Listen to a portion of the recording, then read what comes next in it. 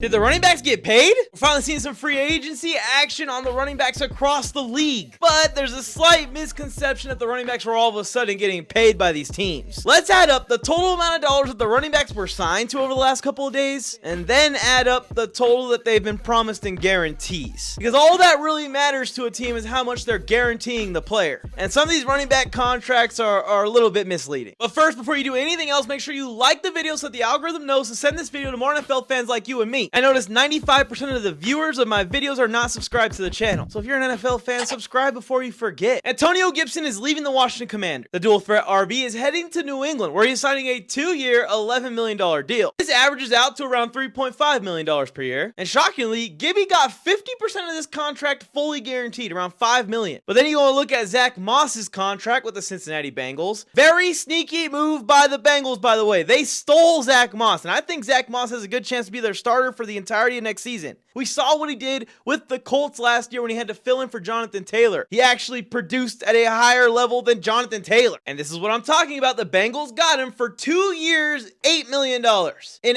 absolute steal at $4 million per year. But also keep in mind that $0 are guaranteed in that contract. So if after 1 year Zach Moss doesn't work out, they can cut him and no harm done. This is what I'm talking about when I say we got to keep track of the amount that running backs are supposed to have been paid, or what the media and the public thinks they were paid, versus what they're actually getting. Like Austin Eckler, who signed with the Washington Commanders and is expected to replace Antonio Gibson. Now, this is where things get funky. This guy has scored 20 touchdowns in 2 of the past 3 seasons. He has been one of the highest producing all-purpose yard and touchdown getters in the entire league. Yet somehow in this deal, he is guaranteed to make $1 million less than Antonio Gibson, even though the way Eckler's deal is structured and the way it looks is 2 years, $11.5 million, which would be $5.5 million per year. Again, only $4.2 million guaranteed. The Bengals are moving on from Joe Mixon, but they are, instead of releasing him and making him a free agent, trading him to the Houston Texans. Sources say Joe Mixon had his falling out with the Cincinnati Bengals, ending up being traded to the Houston Texans. He's just going to finish out his contract he had with the Bengals, which is set at 1 year, $6 million. As long as they don't cut him before the season starts, those $6 million will become guaranteed. We're going to talk about Josh Jacobs, but with the Green Bay Packers signing Josh Jacobs, they had to cut Aaron Jones, and Aaron Jones hit the open market and in one day was picked up by the Green Bay Packers rivals, the Minnesota Vikings, on a 1-year, $7 million deal. And in this contract, again, $0 guaranteed. Now, just like Joe Mixon's deal, once Aaron Jones starts the season, his contract becomes fully guaranteed. I couldn't believe Tony Pollard's contract, and I still don't honestly fully believe it. I think that there's going to be an update where they say how much money was guaranteed in the deal. But Tony Pollard reportedly signed a 3-year, $24 million deal to join the Tennessee Titans, and assumably replace Derrick Henry, who we're going to talk about next. 3 years, $24 million, you divide that by 3, it comes out to $8 million per year. But again, $0 of Tony Pollard's contract is guaranteed. Why in the hell would Tony Pollard even agree to this? DeAndre Swift also signed with the Chicago Bears for 3 years, $24 million, $8 million per year. But $15.3 million of Swift's contract is fully guaranteed, meaning he's getting 2/3 of his money no matter what. Tony Pollard's getting 0. Derrick Henry, this feels on brand, is going to the Ravens. Speaking of the Titans, Derrick Henry has officially signed with the Baltimore Ravens, if you haven't heard the news yet, on a 2-year, $20 million contract. And even the King couldn't get more than 50% of his deal guaranteed. Only $9 million of this will definitely see Derrick Henry's wallet.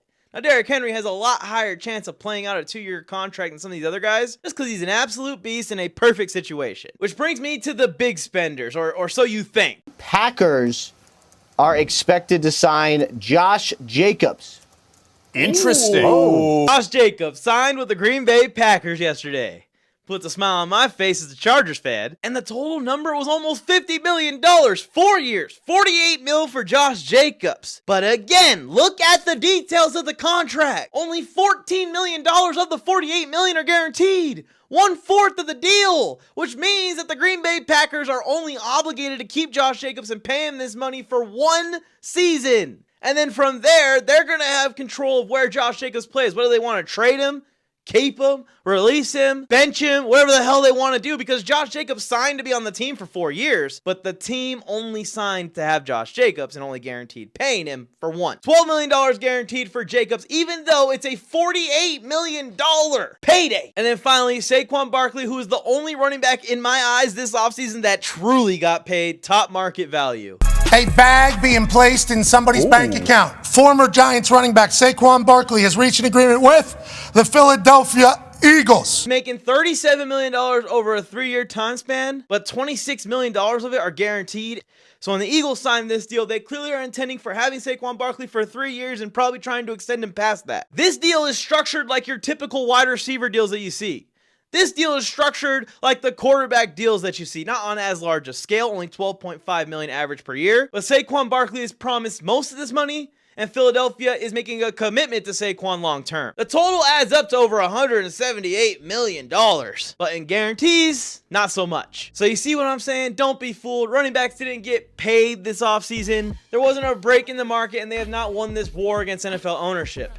If anything, the running backs are taking a step back on their stance by taking all of these deals where zero money is guaranteed or they're super short, 1, 2 years, 3 years max. Teams will refuse to commit to this position until something drastic is done. And I'm talking about changing the configuration of the salary cap to a position by position basis versus the entire team. Like quarterbacks, wide receivers, left tackles, a certain tier, kind of like a tax bracket, has its own separate cap that you could spend from the least valuable positions, like running back or kicker or linebacker, where you'll have a separate cap space to spend on that level of a player, on players that make sub $12, $15 million per year. So that way these guys can get some deals with guaranteed money in them. Otherwise, they're going to keep abusing this position because that's the position that's easiest to abuse. There's an abundance of talent out there to go and get, and they're in and out of their prime in one contract usually. Guys like Saquon Barkley, Josh Jacobs are rare exceptions where they hit the market at 26 years old. One more reminder, make sure you like the video, make sure you subscribe to the channel, turn on notifications so you can be here every time I post. I'm telling you, everyone forgets to do those two things,